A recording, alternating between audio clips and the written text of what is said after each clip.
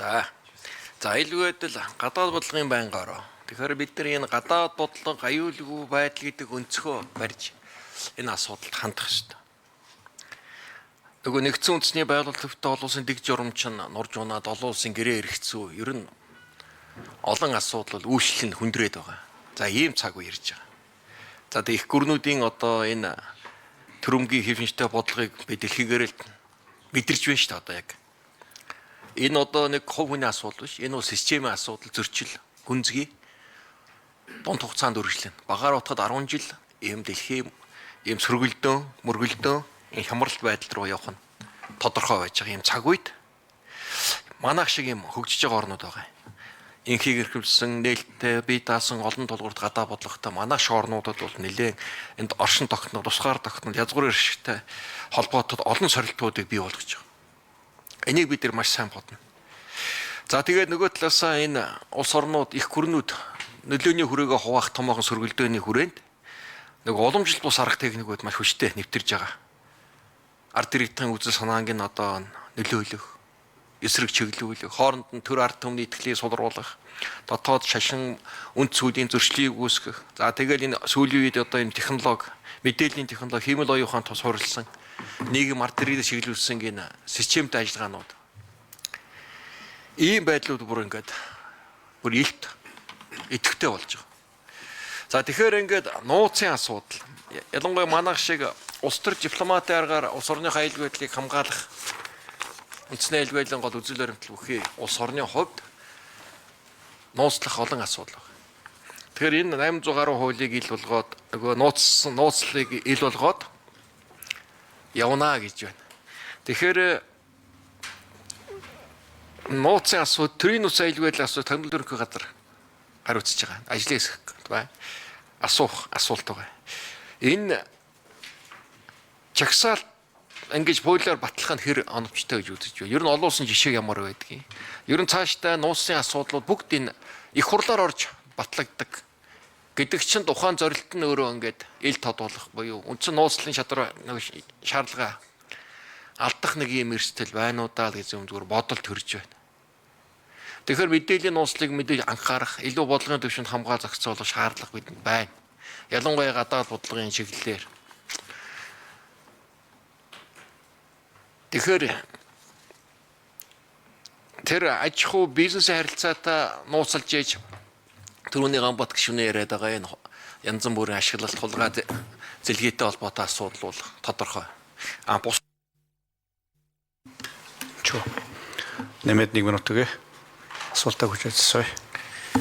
Тэгэхээр энэ яг тэр аж ахуйн асуудлууд мэдээж нууцлж хавтгааруулсан юм зохисгүй байдал байгаа болоод хууль засгийн газраас өргөн барьж байгаа. Тэгэхээр яг энэний хүрээнд бидний яг нууцлуул зохиол бодлогын юмнууд маань.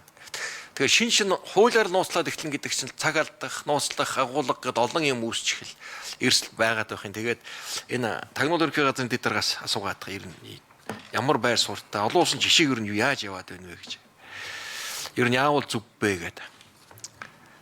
Жохон бодлогоомжтой хандаж бүгдээрээ сайн ягтлъя гэсэн юм санал гаргаад байна гэж.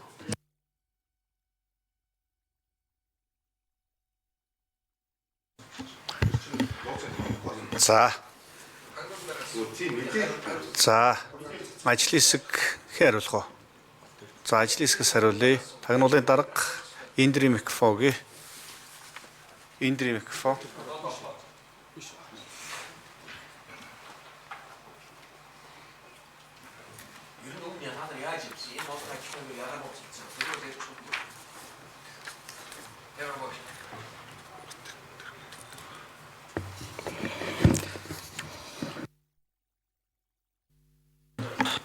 За Индри микрофон асуултанд хариулъя.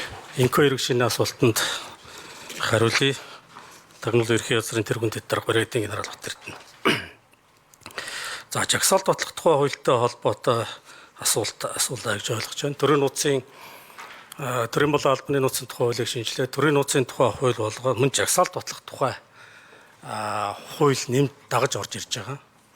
Хуучин засгийн газрын тогтоолоор байсан 247 дугаар тогтоол маань хууль болж орж ирж байна гэж ойлгож болно.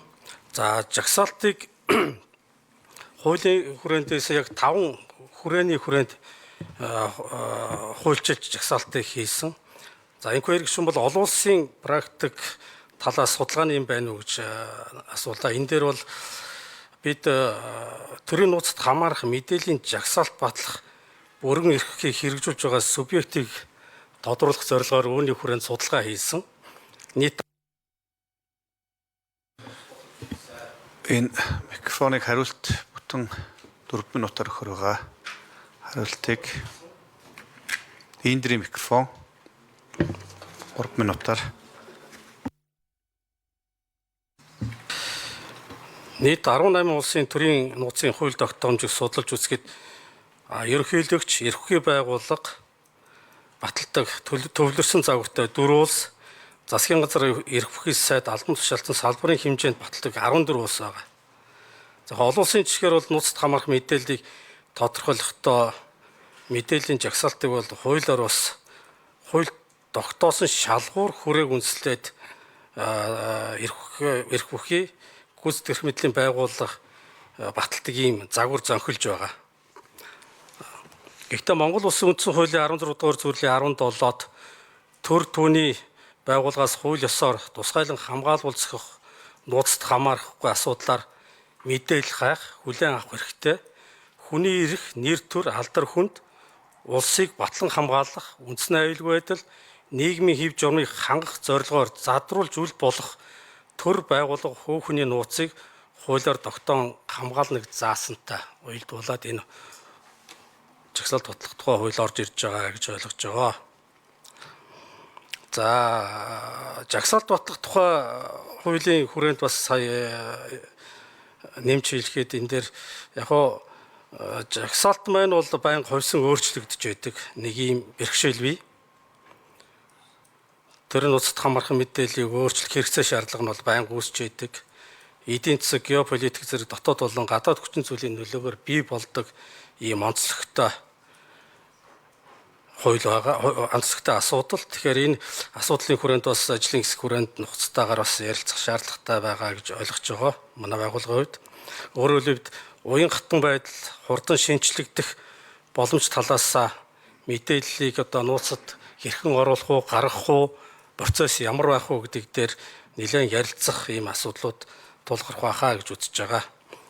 За хуулийн ерөнхий зохицуулалтын хувьд бас санал хэлэхэд 1995 онд анх төрийн нууцын тухай хууль батлагдсан. 2006 онд төрийн нууцын жагсаалт батлах тухай хууль гэж манай улсад бол байсан. 2006 оны жагсаалт батлах тухай хууль 2016 он хүртэл үргэлжилсэн.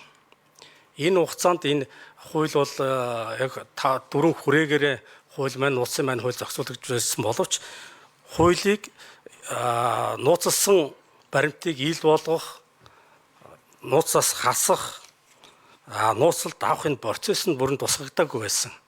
Ийм асуудлууд байгаа. Тийм учраас 16 ондны 12 сарын 1-нд хуулийг шинээр батлаад 17 онд энэ жагсаалтаар засгийн газрын жагсаалтаар хуульд авах, төрийн нууцад авах, хасах, ил болох асуудлуудыг зохицуулж ирсэн.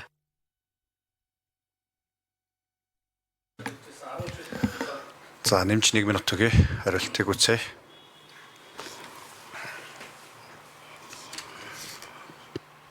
Хугацаанд бол маш их баримт байсан. Энэ хугацаанд тагнуулын байгууллагаас хуулийн хэрэгжилтийг хангах явцад 17 оноос хойш бол 242,863 дуусгар болсон мэдээлэл. За нөхцөл байдал өөрчлөгдсөний улмаас цааш нууцлах шаардлага болсон 26,116, хууль батлагдсанаар ил болсон 3,689. За үндслэгүүгээр нууцлан тогтоогдсон 1,203 мэдээллийг бол ил болгосон. Ийм тоо баримт байгаа. Илтгэж дуслаа.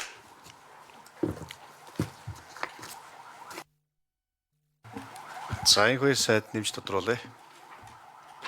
За би ажлаас хахлагчаас асуугаад байна. За жишээл одоо стратегийн одоо зорилттой ашигт малтмал.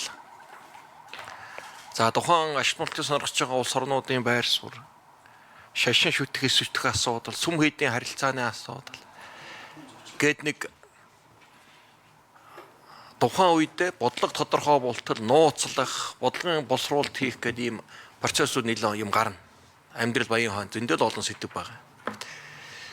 Гэтэл нууцын ингээд жагсаалтаар хаачдаг тэр жагсаалтанд ороогүй байдаг нууцлах асуудал тэгээд тэр нууц сахиж шаардлага үүсдэг. Тэр маань өөр ингээд хуулийн зөрчил рүү ороод их хурлаар нэг хуульчлаа баталсан юм чинь нууц тавж болдгоо нэг иймэрхүү нэг юм үүсэх үе. Тим эрсдлүүдийг юу ч тооцож байна вэ л гэдгийг энэ хоёр сайдаас асууя да тэгээд.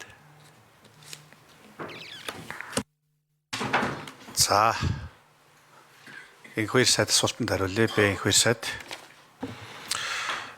За төрийн нууцын жагсаалтыг яг хуулиар тогтоогоод за ингээ албаны нууц гэдэг зүйлийг байхгүй болгоход албаны нууцад одоо байгаа 800 гаруй мэдээлэл дотор яг төрийн нууцч биш.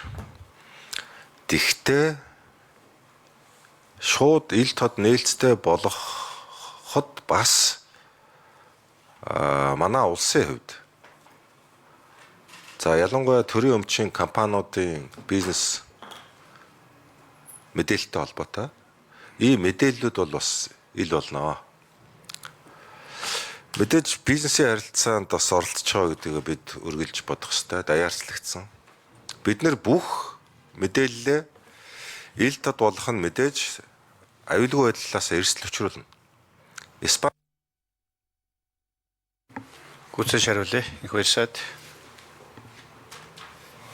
Испаний хуульч Ханс Ортега Гассет гэж хуульчин нэг хэлсэн үг гэдэг. Нээлттэй байдал бол итгэлцлийг бий болгодог. Тэгтээ чи өөрийнхөө дайсанд нээлттэй бүх юмаа ил тод болгоно гэдэг бол чи дайсандаа ялагдах үндсээ өөрөө бүрдүүлж өгж гинэ гэдэг ийм одоо үг байдаг. Хөзөр тоглож байгаа хүмүүс ч гэсэн модоо дэлгэж байгаад хөзөр тоглолтгүй. Модоо дэлгэж байгаа хөзөр тоглол ялагдана. Тийм учраас энэ хоёр дүрмийг бас сэрэмжлүүлж хэлж байгаа асуудлыг би улсын их хурлын ажлын хэсгийн шатанд зарим мэдээллийг хаалттай байдлаар ажлын хэсэгт танилцуулах замаар би шийдвэрлэх боломжтой бахаа гэж ингэж үзэж байгаа. За. За нар гişүн асуулт асууя.